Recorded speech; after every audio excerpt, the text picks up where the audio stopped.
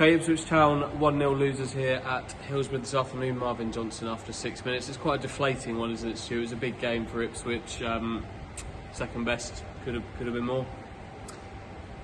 Yeah, a sobering result and a sobering performance, I think. We're all getting really excited after 4 wins from 5. Come to Hillsborough, see what happens, and Ipswich never really got going today, did they? I say that, they started the better side for the first 5 minutes of the game, conceded from Sheffield Wednesday's first real attack, and that proved to be the only goal of the game. But in truth, Sheffield Wednesday should have finished with more goals. They should have been more comfortable winners. If they'd have had their shooting boots on, like they would have done.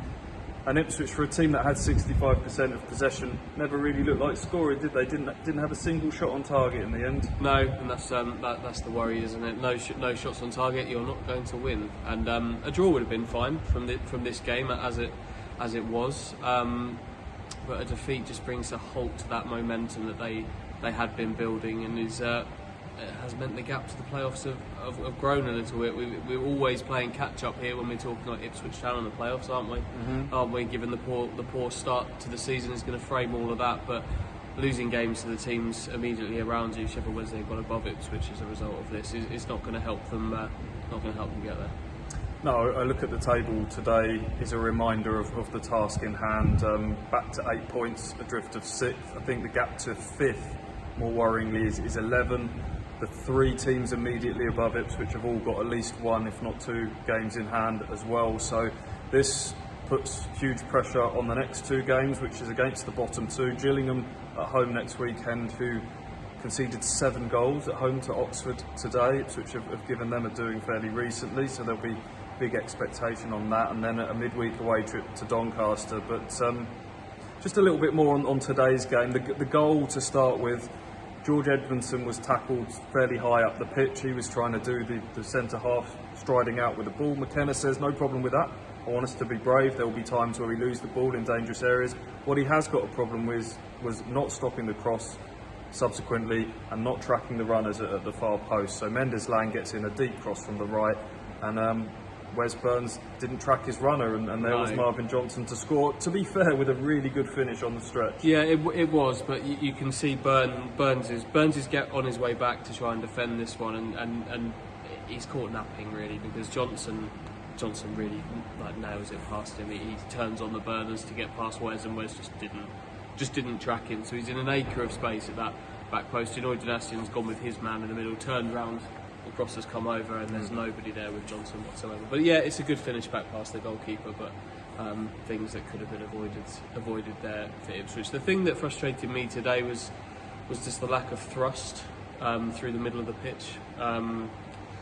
Probably an inevitability with Sam Morsey's suspension, but it meant that everything was kind of funneled out wide, pushed wide, and into corridors of dead ends and things that they just couldn't come out of with possession. Nothing stuck up front, and it all just meant that the possession that they had, and I wouldn't necessarily say it felt like they had 65% of the possession today. It just broke down in the wrong areas, and it meant they created very little.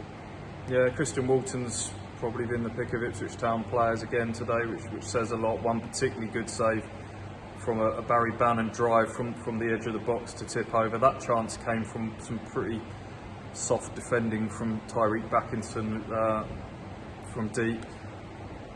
I thought he was on the ball. He's quite neat and tidy, and you can see he can play a first time pass off the ball. I thought there was a lot more to be desired today from him, and they missed Morsey in midfield, I thought, big time today. We knew sort of not having Sam Morsey at Wimbledon was a lot different to not having Sam Morsey at Hillsborough, and that proved to be the case today. No Tom Carroll either, who was in London yesterday with his partner giving birth, so he's another one that missed out through that, with Sonny Aluko having done the same recently, and that meant it was an Idris El Mizuni, Tyreek Backinson midfield, which didn't quite. It is not Morsey and Evans, is it?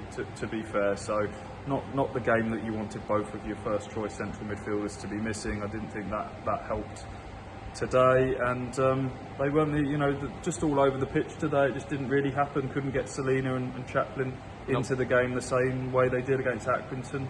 recently, could they? No, Chaplin in particular, I thought was he struggled on the ball.